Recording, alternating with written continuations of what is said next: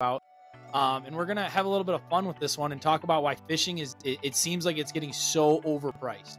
Yeah, it seems like the prices keep going up and up and up, and they never seem to kind of drop.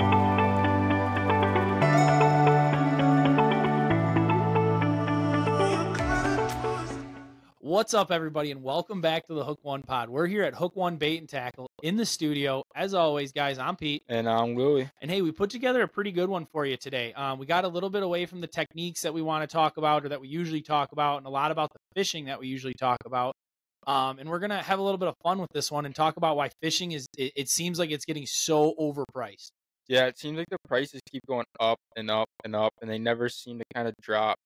Or even really stay the same. I mean, this year, as far as, we're fortunate enough to get the inside scoop as like being a realtor for a retail dealer for them now. Realtor. We get to be a retail dealer for a lot of these companies. So we get to see a lot of the price hikes before they come. Usually there's an email that's like, hey, we're going up, 2-3% or whatever the situation is. But like for a lot of this year, we've noticed like everything is going up and it's going up fast. Rods, reels, terminal tackle, plastics. I mean, even as far down to the nitty gritty as the lead to pour a lot of these weights and jigs, it's all gone up. Yeah, it seems like it hasn't even gone up like once. Like rods might have gone up 2 or 3 times in a year, or baits might have gone up 2 or 3 times in a year. Yeah, no doubt. And I'm just wondering, from a lot of the guys that we're talking to, it sounds like it's finally starting to level out. Prices are starting to level out. But I mean, man, you look at it like what it costs to get a rod and a reel combo and then to throw some tackle in there. And then, forget about getting a boat to get on the water. It's all just gone up so much. And I got a couple theories. I have a couple ideas why I think it's heading that way. Again, from just being on this side of things and being able to see it, that hopefully I can clear up for a lot of you guys. Cause I mean, believe me, me and Louie don't like charging the prices on some of the stuff that we have to, but that's just where we're heading. Yeah, it's nuts. Like a bag of flatworms 2 years ago was $4.99, and now it's $7.99. Yeah, $6.99, $7.99 in there, and $2. And that's the big thing. Like you guys got to understand is in our business, we don't usually work with dollar bill amounts. I mean, we do, but a lot of it is like based on percentages. So when you see something that goes up, a bag of flatworms went up, it's only up $2 a bag. Well, you got to think it's up $2. It only used to be $6. So that bait went up 30% in a year. 30% is insane. Like that's a huge jump.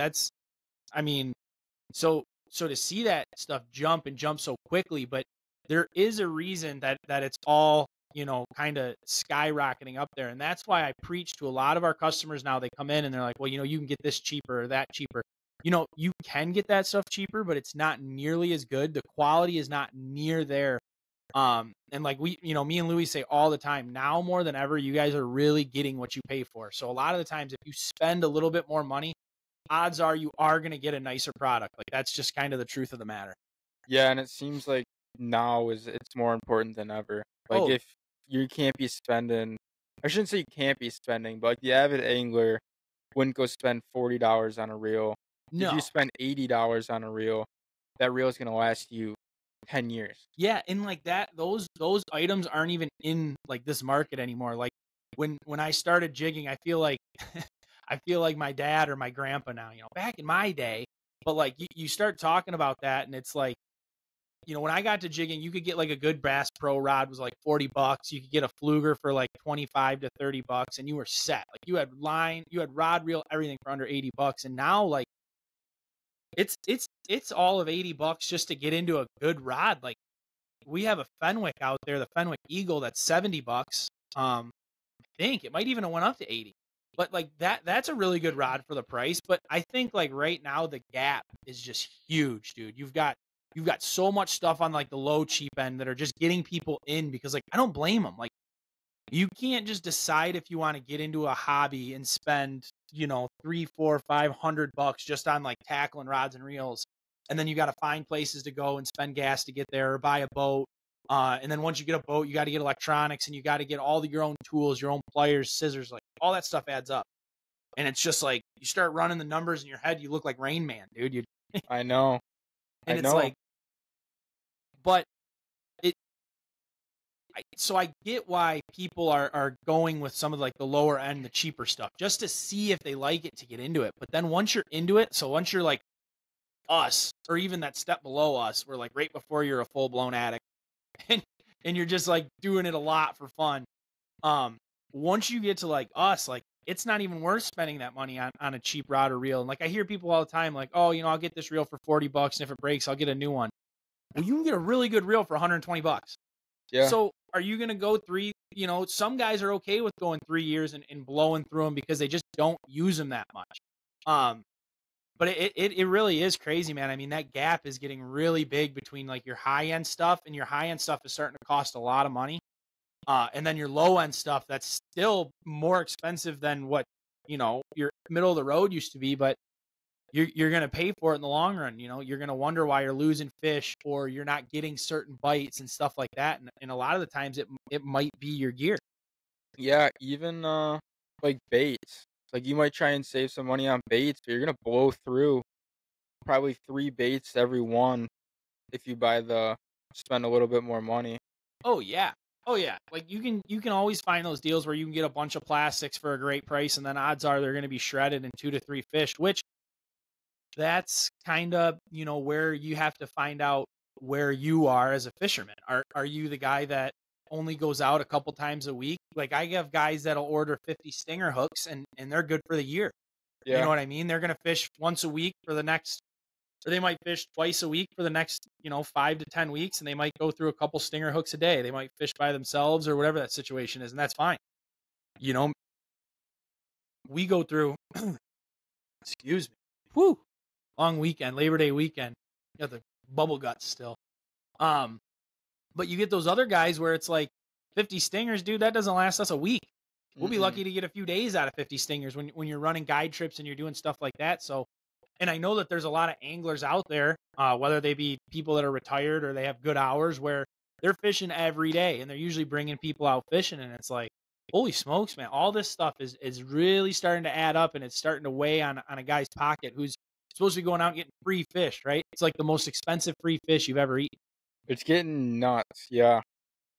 Like you gotta have. What do you do to combat it? I mean, dude, you're young. You're 21 years old. You're working in a bait shop, so it's not like you have a ton of money. Now, you're luckier than most, where you have the ability to get your hands on some tackle and some stuff at a good price. But like we don't carry everything here. I'm not blind. I'm not stupid. So it's like we go to Cabela's, or you go to Ben's. Like you had that big sale at Ben's, and there's way more places to get tackle than right here at Hook One. So like, how do you combat it? Just deal with it. Yeah. I mean, there's not really many ways to get around it. Like if you buy 2 jigs, you're gonna lose those 2 jigs eventually. Do you find yourself like zeroing in on like certain colors more than others, or maybe like you're trying, like as we get into like this part of whatever we're in, where things cost a lot of money and whatnot, you find yourself like using, like trying things less, I guess, like using more tried, and like, I know this works, I'm doing this, instead of like, I'll try that. You get what I'm saying? Yes, but I still try a lot of stuff. Like Mm-hmm. I try stuff almost every time I go out, but I would say like the biggest thing that I've been doing like the past couple years is like when I see like one of the colors we're using for drop shots. Like if I see them go on sale, I'll buy like 5 bags or 10 bags, and then you're not buying them at full price a month or 2 months down the road, and it lasts you all summer. Yep. So you're buying them at 25% off. It saves a lot of money when you buy 10, 20 bags. No doubt. Dude, we can't emphasize that enough. When guys come in and they'll get 1 pack of this color jig, or they'll get 1 crawler harness, and then they come back in later that afternoon because the river took it. And it's like, why don't you buy a couple packs? Or we'll have a customer in here grabbing 2, 3 packs off the wall, and you'll have a random guy like, oh, you're one of those guys. And it's like, I'm one of those guys because I don't want to run out. Like I think that's how I ended up having a freaking tackle shop that's now my basement.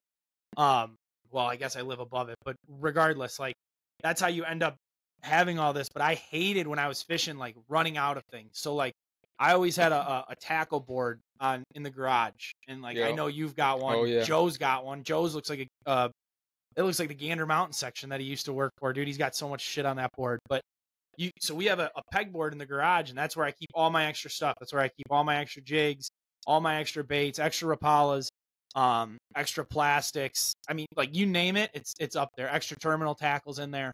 And when that's stashed, like what I do is I don't like carrying everything in my boat. Mm-hmm. I that's how I learned that. That's how a lot of hooks get rusty. It's how a lot of jigs get chipped, or jigging wraps get broke. Because if I'm going out drop shotting smallmouth, why do I need a full pack or a whole box of jigging wraps? Like, Yeah. You might get on a special bite, but a lot of the times when we're going out fishing, we're kind of dedicating it. Like, this is what we're going to do.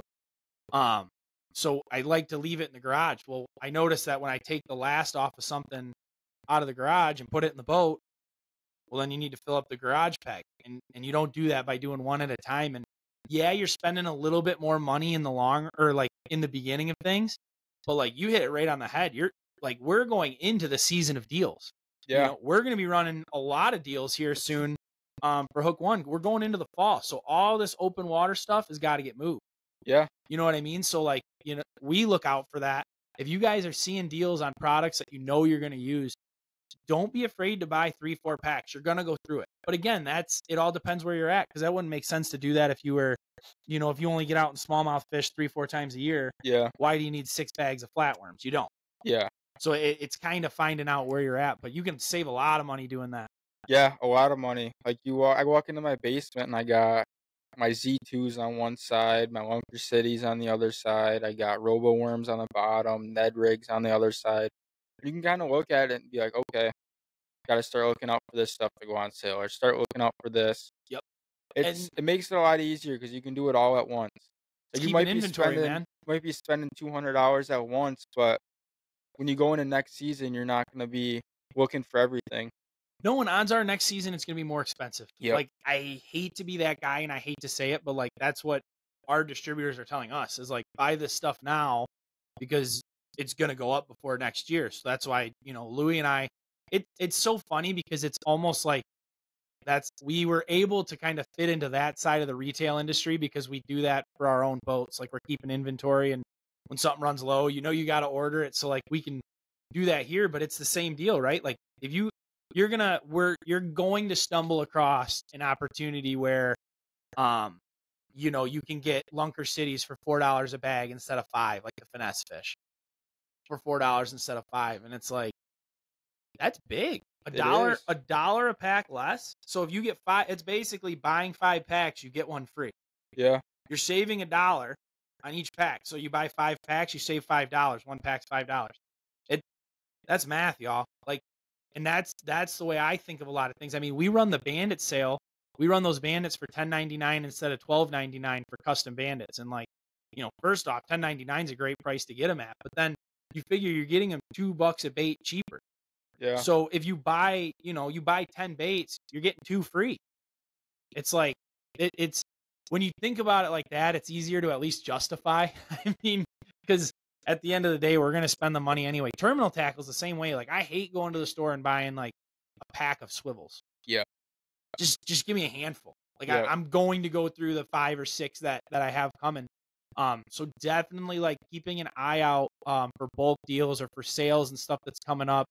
And then the other thing is, people ask us all the time, like, how do you do stuff for open water fishing 12 months a year in Michigan? Like, there's not that much to do. Oh, there is.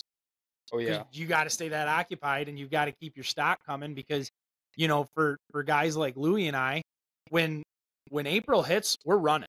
Oh, yeah. I'm not doing anything to the boat. I'm not doing anything to my tackle. I'm not doing anything to my rods unless something absolutely needs to be done. Like, it's already done. Yeah. I'm ready to go. I'm not trying to get a new trolling motor in April. I already got the new trolling motor taken care of in January and February. I'm not trying to get my electronics worked on in March or April, because the other thing is that's when those guys are busy. So they're going to charge you a premium to go get your stuff worked. Yep. So get it taken care of when they're slow and when you're slow, because you want no kinks when you're ready to go. Like we did the one podcast, shout out to old podcasts. But if you go back, we've got one that was starting this spring. and it was rigging up your boat and getting all that stuff ready. And that's what we preached is like, when it's time to go, you want to go. You got to be ready to go. Yep. Yeah, like even we were fishing in January the past couple years. Yeah. So it's like when December rolls around, January, like the past couple years you've had like a month to get ready, Mm-hmm. and it's not enough time. No, we Not fished. for us at least. No, and I think this year, I think that's coming to an end, dude. I don't know. August was a little cooler than normal, and I mean right now it's, as we record this right now, it's like 91 and humid out, but it's it's gonna go back down.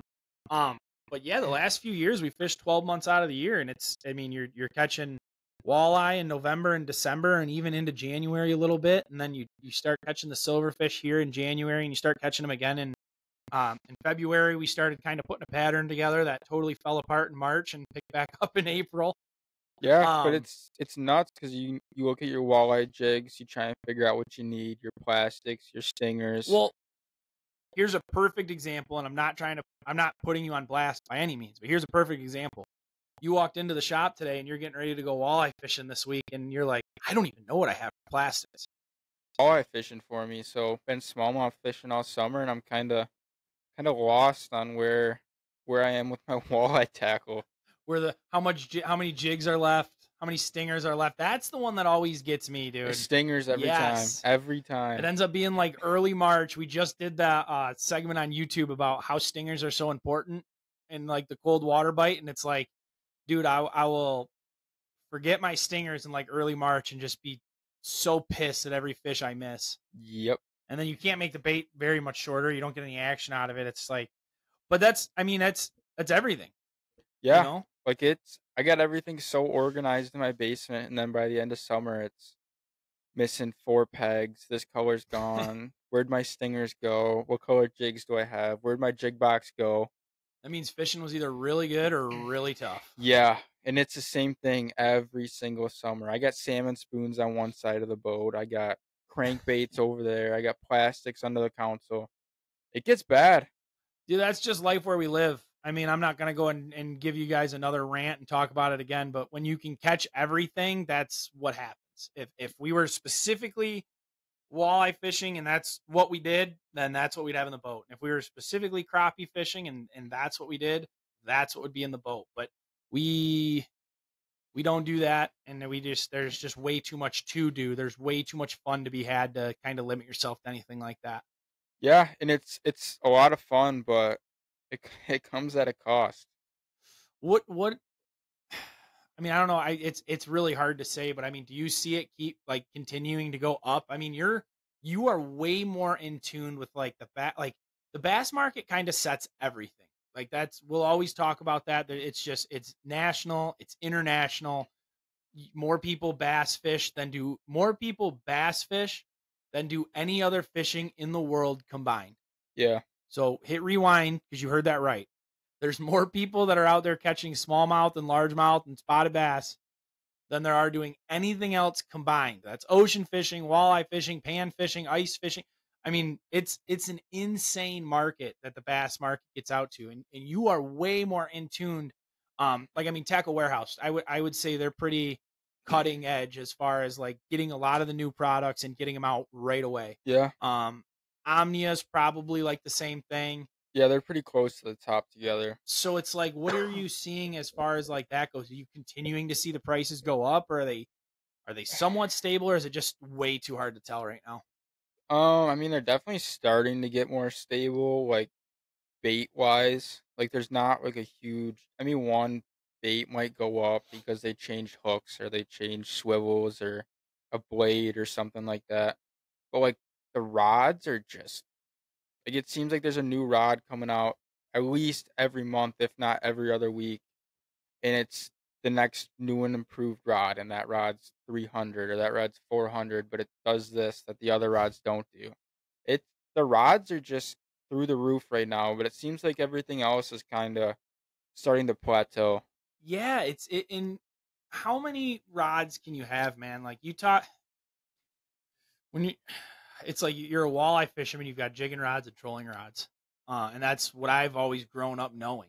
And then I start hanging out with you, and I start, getting, before even hanging out with you, getting more invested in the fishing industry and the fishing world. And then I started hanging out with you and Joe, and I start getting more into that bass world. And like, you've got drop shot rods, you've got shaky head rods, you've got Ned rig rods, you've got crankbait rods. And where does it stop? That's, I guess the question is like, how I mean, the first thing you learn in business class is all about monopolies in a good market like this. We're in as a buyer, we're in a great market. Every company has every rod available, but they're all still like crazy price. So what's going on with that? Like, is it blanks? Is it labor? Because we're so close to diving into why a lot of these products are increasing in price. But like, what is it with the rods? You think it's blanks? I guess Pat would be someone to talk to about this. Pat would be, but it seems like a lot of people are changing like the eyelets they're using. Like they're going to the Fuji eyelets, the Fuji rod seats, and I Yeah. that's definitely got to be a part of it. But I feel like most of it's like the blank. Like some of the rods coming out now are insanely sensitive. Yeah. And But I really want to get Pat on for another episode, especially now that we got this thing going on and we can see you guys. I really want to get him on here soon. So maybe that is a question that we'll ask for him, but let's dive in a little bit to why now everything's starting to be so expensive. Cause we've talked a lot with our reps and we've talked a lot with these guys and we're like, what is going on? Because I mean, everything all the way down to shipping is just insane. Like if we want to get rods, we're paying anywhere from $40 to $80 in shipping. It's just the way it goes. And they're starting the shipping rate and freight starting to go back down. But it's crazy. So we talk to these guys, we talk to these reps, we talk to even a lot of the local guys, the guys that are locally painting jigs and locally tying crawler harnesses that you used to be able to get so cheap for years. You used to always be able to go to these guys and get this stuff. Why is it getting so expensive? What have you seen? it just seems like everything's kind of slow. It was like slowly rising, and then it was like a big jump. Yeah. And now it's kind of settling back down for Yep. the most part. Yeah. I mean, there's exceptions for everything, but the very first word you said, you hit it on the head. You said everything. yep. And if you were to take a crankbait out of the wrapper and look at it, man, I'm unprepared. Don't have one. If you were to take a crankbait out of the wrapper and look at it, everything that you see on that crankbait went up in price. The plastic bill went up in price. The split ring went up in price. There isn't one. Yeah, I got one. You got one? Oh, yeah. Grab that big boy. Yeah. All right. A Ziggy's Muskie Lure. Handmade here in Marine City. Whoa. Right down the road. Shout out Ziggy. He had an awesome segment. For those of you in Michigan, he had an awesome segment on Michigan Out of Doors on how to build these. I'll tell you what, a Ziggy shout out's the last thing I expected in this episode. Me too, honestly. But it's perfect. So we're going to talk about this because Ziggy does a great job and his baits have gone up. And we're going to talk exactly about why they're going up. Guys, this bill went up in price. This hook keeper and the wire that runs through this bait went up in price. These hooks went up in price. These plastic eyeballs that you see right here went up in price. The paint that you see on this, not only did the paint go up in price, but the sanding pads that it takes to wear down this bait, those went up in price. The primer that goes on before this bait went up in price. And the electricity that it takes to turn this bait until this bait is dry went up in price. Now, I know it doesn't seem like that's all a ton. I mean, you talk about a few cents here, a few cents here, a few cents here, a few cents on the paint, whatever. Guys, when you're producing millions of baits or thousands of baits like the local guys, but millions of baits like these companies are, the cost that it's costing them between the parts going up and the labor going up and the freight going up. I mean, we talked to it just with the guys that make our plastics, like what the Plastisol has done in price. Like, you really do start to feel for a lot of these guys. Now, for the big companies, I know what you guys are thinking, like, oh, screw them. The ones that are made in China and stuff. Totally understand. Screw them. Forget them. I understand. I get it. But it still costs more money to do those little teeny tiny brass and to put them in there. And then the big thing again is labor. I mean, you have to pay people hourly to do this. And when people are getting paid what they deserve to get paid, unfortunately the price starts going up. If we want to continue to want better baits, and better engineered baits, like we just listened to that podcast out there with Japan. Yeah. Japan's terminal tackle's through the roof. It is expensive. Like it's expensive to buy terminal tackle there, good terminal tackle, but it's because they're paying engineers to design it. There is so much science that goes into a lot of baits and crankbaits, and there's formulas and there's numbers and probably letters, stuff that I can't do. Yeah. But that's why we're seeing such an increase in price in the entire fishing industry. Yeah.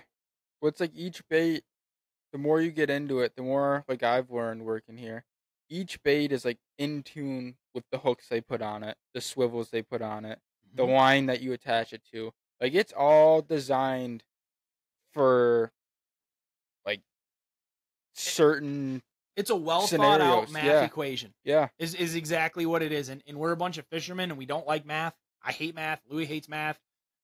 You guys probably hate math. It's good.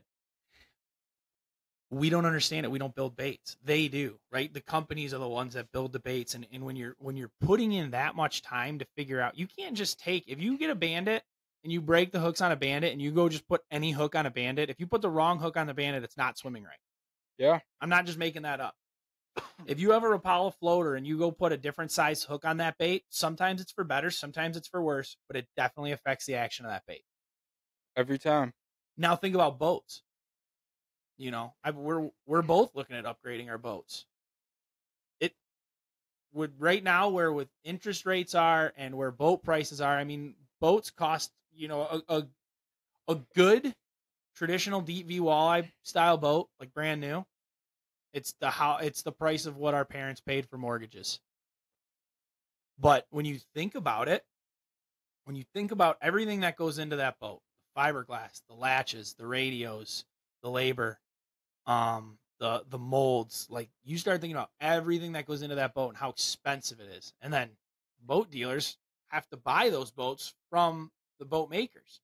And then the boat dealers have to turn them so they can make money, so they can still have their job. I mean, it really is. It's like a dog eat dog world out there. And it's just, everything's flying in so many directions. I thought this would be so fun to just sit down and talk about. And it really is. It's fascinating when you think about it.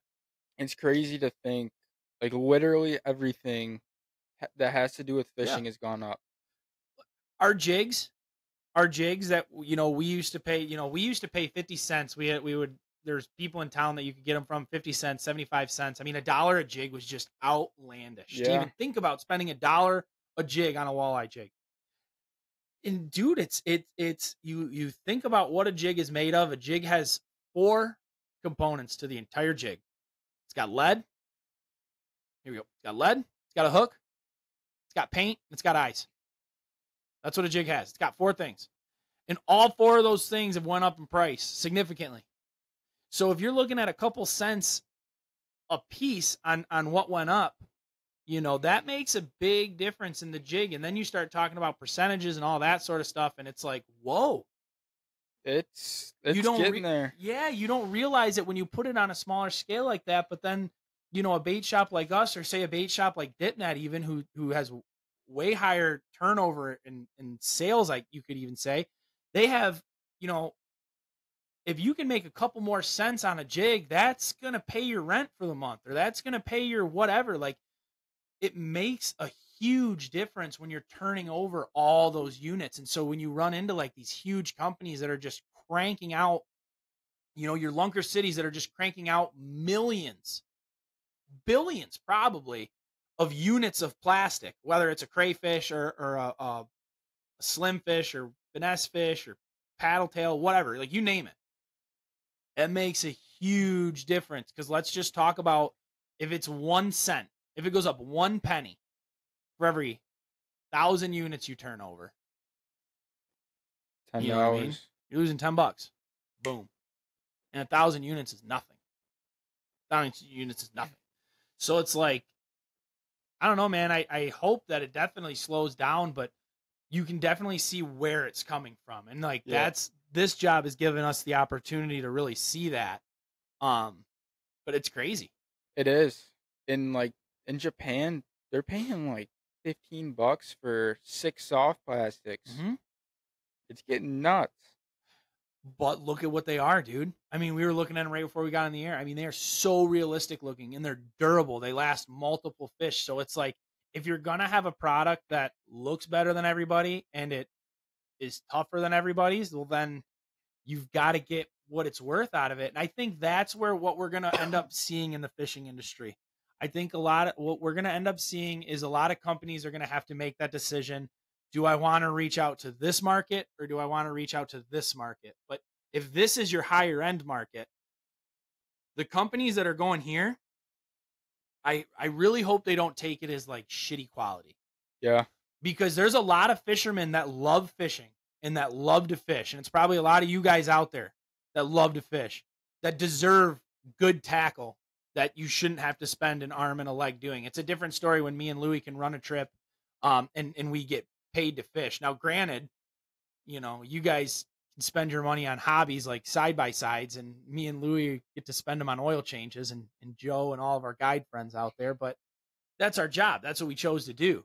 Yeah. Well, when you look at it, like everything that's kind of taken over the fishing market has come from Japan. Yeah. And that's stayed consistent. And why is that? Because it's quality built. 100 Everything is quality built that comes out of there. And that's why you see everything that kind of takes the fishing world by storm or the bass fishing world by storm comes out of Japan every single time. Yeah, but I mean, we looked at those baits and we even talked about, hey, let's get a pack of those and let's try them vertical jig and walleyes because they're like, I'll promise you right now, early spring, there's nothing that looks more like a shiner than this little piece of plastic I just saw from. I mean, we tried to salt some shiners and it looked like a salted shiner. Yeah. The only thing is that's missing is scent, and I'm guessing if it's coming from Japan, it's scented. But that's like the biggest difference, right? Is Japan decided to take that route where they're like, we're going to hire engineers and we're going to hire real people to do this. And that's what a lot of these companies are doing. They took that step because they're like, we are going to get good quality stuff for a quality price. Yeah. And if you can go buy a crankbait, I mean, we've had some in here, but if you can go buy a crankbait for, $2-3, run it in the water, I'm almost positive it's going to run sideways. Mm-hmm. Now, odds are it'll probably catch a fish in the pond. Yeah. It's fine for what you want to use it for. But if you take it out on Lake St. Clair, you're wasting time. Yeah. Well, when you look at it like the Mega Bass Vision 110, like people are spending $25 like it's nothing just to get their hands on that jerkbait. Yeah. And it's easily the number one jerkbait, I would say, anywhere around here. So that's the number one thing. That was the first thing I asked you and Joe when we were talking about that Mega Bass Vision 110. I was like, dude, it's 25. Like, is it even worth it? And both of you right away, which I'm not saying that Louie and Joe are the end all be all knowledge. I'm saying they use a lot of baits and they spend a lot of time on the water. So I'm going to take what they have to say and run with it. And both of them were like, yes. And for a few reasons. It's looks the best. It's very durable. It's very high quality hooks, which is something that not a lot of people think about. But high quality hooks lead to stuck fish and less fish that get off. And it's how it's designed. The bait design casts of it farther. Is nuts. Yes, it casts farther. It casts smoother. It looks different in the water. It sounds different in the water. Your average Joe, Pete, 5 years ago, wouldn't even have been thinking about how a bait sounds. That just sounds ridiculous. And then you start getting addicted and diving all into this, and it makes all the sense in the world. All of it makes sense. All from why it's designed. So many people that aren't in our industry think that we just like chuck a fake plastic fish out there and catch fish. Yeah. And when I explain to these people on my charters, like, this is why we're using this bait because it does this. Oh, I never thought that. I'm using a bait where the tail thumps instead of twirls because reason ABC. And it's like that can make all the difference is really thinking about that stuff. So it does. It's the small things that nobody really thinks about. Right. But it's hard for, and this is where, you and I get caught up. It's hard for your average fisherman, your guy that works, his 9 to 5 and he's got a job and he's got kids and he's got people in sports and he's got this going on, or, you've got all this stuff going on and you want a good jerk bait. So, okay, I'll get one Mega Bass Vision 110. That way, I'll have a good one to throw and I'll have a couple of bad ones. Well, that one is just the one that so happens to pike to come by Yep. and bite it. So now you're $50. You got to go buy another one. So now you're $50 in and you've had what, maybe 3 casts with it. Cause that's Murphy's law. Typically if a crankbait will last the first couple casts, then you should have it for a while. Yep. If it doesn't go wrong right away, you're good. But that's kind of where we're torn, is like, where do we draw the line, and where do we have that kind of stuff? It's going to be tough. And I just hope it hasn't really gone that way yet. Besides for some hooks, I've noticed, like some of the hooks that we used to use for jigs, the price went down and the quality was absolute trash. I wouldn't put that hook on my worst enemy's jig because they bend out literally instantly. Yep. And we're not putting our name on that. So we switched hooks. But I'm hoping that's not where the rest of this industry is going, where, you're going to have really good, really high quality stuff, but it's all going to be at a high price. And then there's going to be your lower quality stuff and your more affordable stuff. But I just hope it's not junk. I know there's that middle ground, and I'm really hoping we can find a way to ride it. Yeah, it seems like there's an okay middle ground right now. Like, it's definitely not like the best quality, but I mean, there's a middle ground, and a lot of people seem like they kind of enjoy it in there. The thing is too, like when you sit back and look at it, so many companies are owned by other companies. Like there's really only a few major players in the fishing industry when you really sit back and look at it. Like you have all these company brand names, but they're all owned by someone else, ran by someone else. And so that's kind of where I'm wondering if maybe that's how they're going to end up separating that low, medium, high type range. Like, these brands are going to be dedicated to this, and they're going to use this because they're all made now in similar factories and stuff like that. It's a really wild thing going on right now. And honestly, like this is just the beginning. Yeah.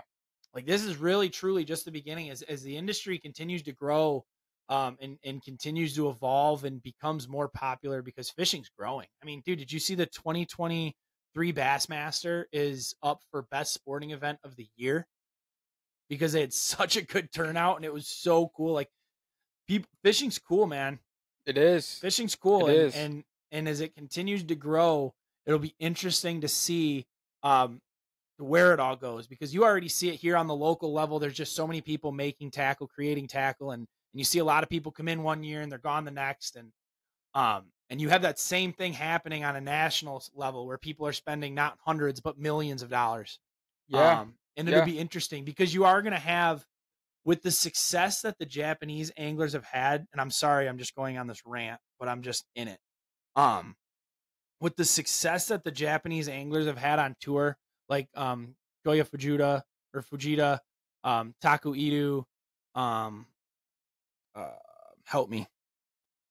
Kenta Kimura. Thank you. And there's more. I believe there's 5 on tour, but the more that these guys continue to dominate these events, especially on their northern swings, when those guys are coming up here to Lake St. Clair, Lake Champlain, St. Lawrence River, when those guys are doing that type of stuff up here, you're only going to see more baits come into our market and more baits be available as we start plugging into this international circuit. So it'll be really interesting to see. Yeah, these Japanese guys are bringing the heat. Yeah, and they don't slow down one bit. No, they don't. And that's that. I truly love that about Japan. And we've talked about that with Daiwa and Shimano. You see it with their bait companies, you see it, but you don't typically see a lot of garbage come out of Japan. No. And like you see a lot of stuff like made in China, and to be honest with you guys, way more than you realize are made in China. Yeah. Oftentimes it says made in the USA and it was just either packaged or assembled here. A lot of stuff's made in China. If you notice, I mean, not to say that a lot of people are doing it, but when you buy like a $300 or $400 reel, almost always made in Japan. Yeah. And that's what I was going to say is like you notice like a lot of the cheaper, lower quality stuff you can get from China. Yep. You can go to those websites and you can get 1,000, you can get 1,000 swivels. We did that last year. We got 1,000 swivels and I was all stoked to tie up some whipping leaders, and we tied them all up and I started having the sleeves pull, and I had like 3 customers reach out to me and they're like, dude, what's going on? Like I almost lost my baits, or I did lose my baits. And I will not put my name on that. Will not. So that was one thing. It was like, get rid of it. We're never doing that again. And you learn that the hard way. You don't see that stuff coming out of Japan. No. The stuff costs more money, so you're not just kind of taking like it's a couple bucks here, I'll take a risk. But it's quality. Yeah. And that's very important, is when you find, and that's for anything that you guys are doing fishing related, when you find quality, whether it's rods or reels, or baits, try and really, really stick with them, because something serious has to happen for that thing to lose its quality. Yeah, especially if you're fishing a lot. Like, you don't want your hook straightening out or your swivels bending or your bait running sideways. It's not worth it. It's time on the water and you're Yeah. losing it. It costs you way more in the long run. And when you mention that time on the water, like, forget about the money. Forget about the fact that you could break four $30 reels for the price of one, or four $30 reels. Yeah, for the price of $120 reels. So forget about the reels, but then you've got to go buy another reel, and then you got to go put line on another reel. And then you got, your time is worth something, especially in today's day and age when there's so much to do, and we just don't have time to do it because everybody's been so busy. It's like your time is worth something. So take the bullet the first time.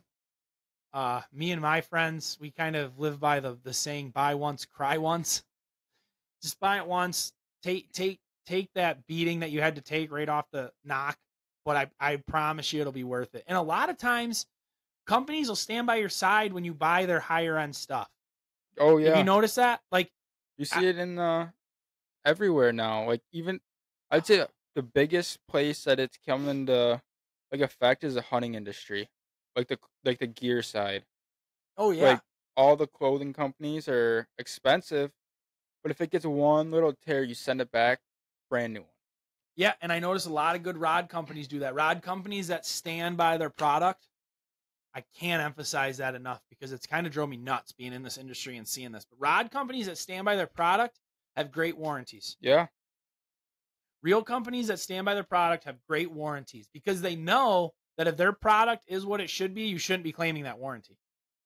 Their rod's not just going to snap. It definitely got closed in a car door or stepped on, which happens. Yep. And they'll help you out. Yep. But their gear is just not going to fail. Their reels aren't just going to glob up and die on you. It's not going to happen. Yep. So it pay attention to that stuff too. I have guys come in here all the time, and to be honest with you, we deal with some really good companies here at the shop, because I'm not dealing with that nonsense either. Like, I don't want to deal with trying to send something back and doing that. So we try and deal with companies that work with us. But pay attention to that stuff, because if a company's got a good warranty and they truly follow up on their warranty, it's because they firmly believe in their product. Yeah, and you're seeing it way more than you used to. Yeah, well, and so many people think they can just like pull a fast one. Like, I've had customers come in here and be like, "Hey, I this rod snapped on a fish," and I'm looking at the rod and I'm like, "No, it didn't." You might as well tell me the truth, because I don't really give a shit either way. I'm going to return it and make sure that you get squared away.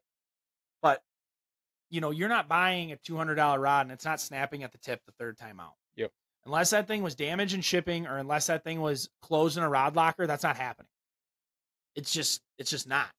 But if you go to the best thing is, like, if you go to Pure Fishing owns Berkley, and they also own Fenwick. So if you get like a Fenwick Elite Tech and you spend the money on their Elite Series rod and it breaks, they'll probably help you out.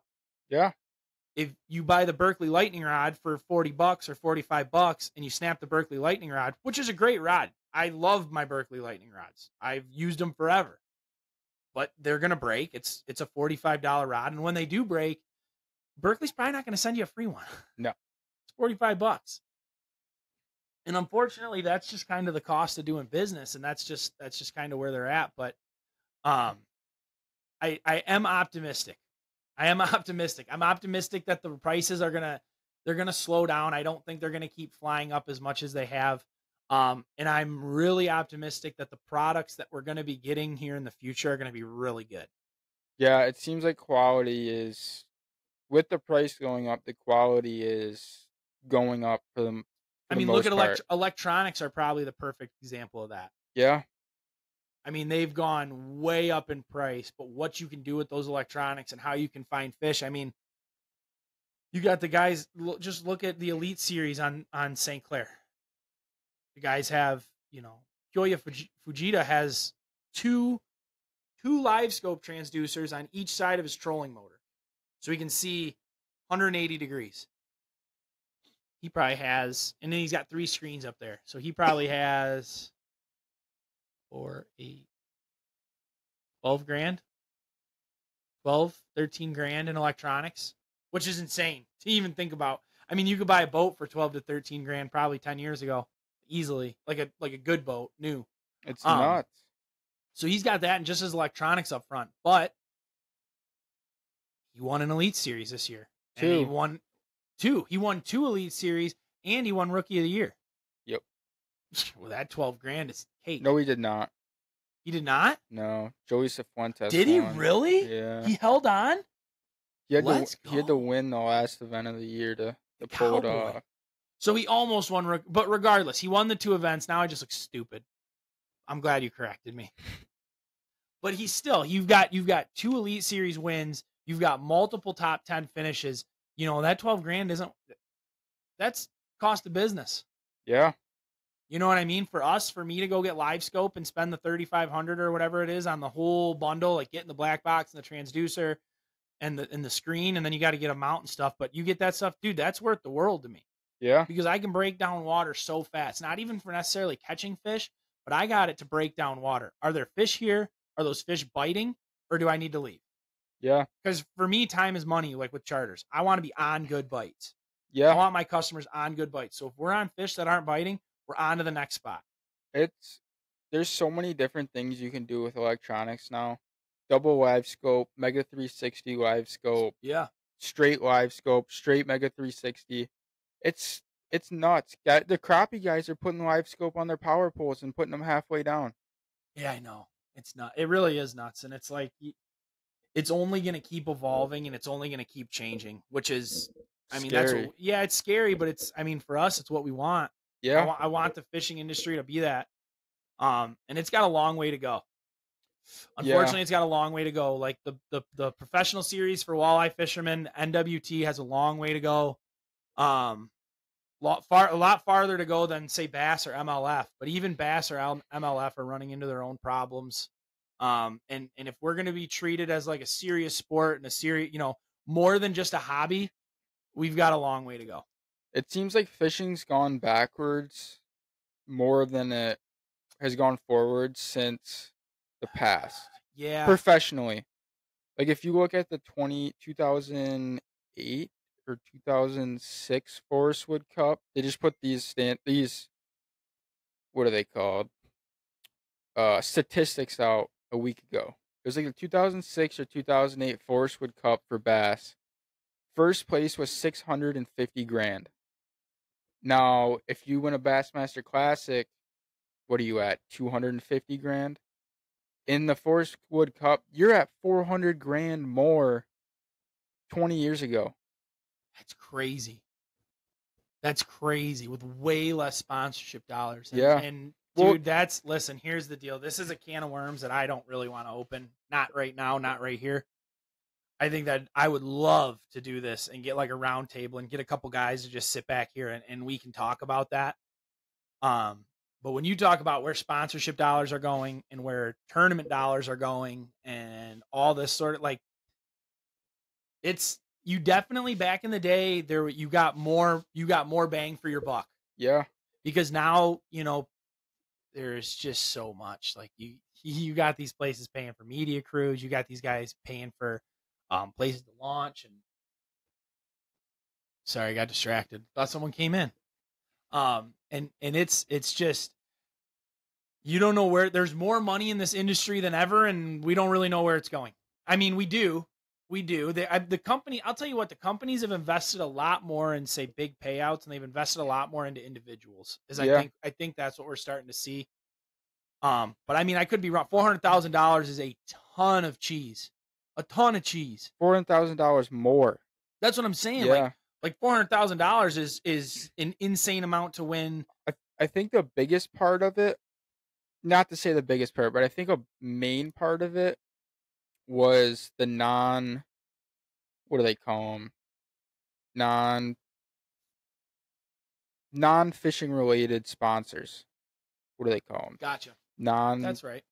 Non-somethings. That's fair. No, the non-fishing related sponsors. Yeah, so it was like so Crown Royal used to yes. sponsor boats. I'm pretty sure Jack Daniels had a boat back in the day. I'll be honest with you, I could see that happening again. It's going that way. It is. And you see that with a lot of pros. Like you see a lot Yeah. of pros boats wrapped, and it's like, that's not fishing. But I see it a lot in the walleye world. But it got away from it. Oh yeah, And I don't know why. Now you see it start picking back up, and more followers are starting to kind of pick up with bass and MLF and the NWT. But like back in the day, it was like Crown Royal boats ripping around, Dawn Dish Soap boats ripping around. Mhm. And surprise, surprise, some more technical issues. Unfortunately, Louie cut out there, but basically what we were talking about is how many brands that aren't in the fishing industry that are willing to sponsor and support the fishing industry that are bringing in so much money. And you are seeing a lot of those brands wrapped in boats and riding around the lake. So hopefully that continues and that continues to grow our sport and grow what we've got going on. Because like I said, I think from a tournament perspective, we still have a long way to go to be considered one of those major players out there. But I definitely think the interest is there now more than ever. And like I said, I think I'm optimistic. We're optimistic. I'm speaking for Louie because he's not here right now, but we're optimistic as far as fishing being overpriced.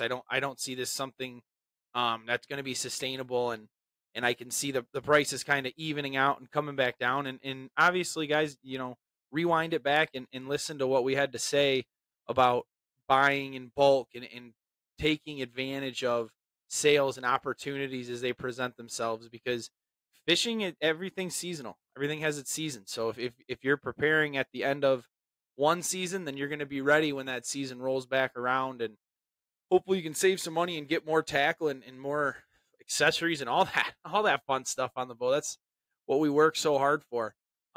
Guys, that's going to be the end of this week's episode. Thank you very much. Sorry again that we had the technical issues, but we're just lucky that we got the first 50 whatever minutes of that podcast we got, because I thought we lost it all.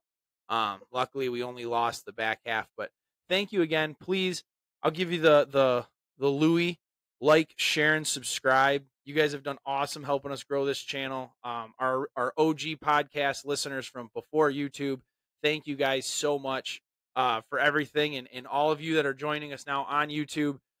We appreciate it. Please like, share, subscribe, let your friends know about what we've got going on, and tune in. Find us on social, guys. We're everywhere. We're on Facebook. We're on Instagram. We're on TikTok. We're not very hard to find. So if you've got any questions, if you want to hear us podcast about anything else, hear any shop talks, you guys got any ideas for the shop or what you guys want to see from us at Hook One, let us know. We'll take it with a grain of salt and keep moving. But until next time, guys, tight lines.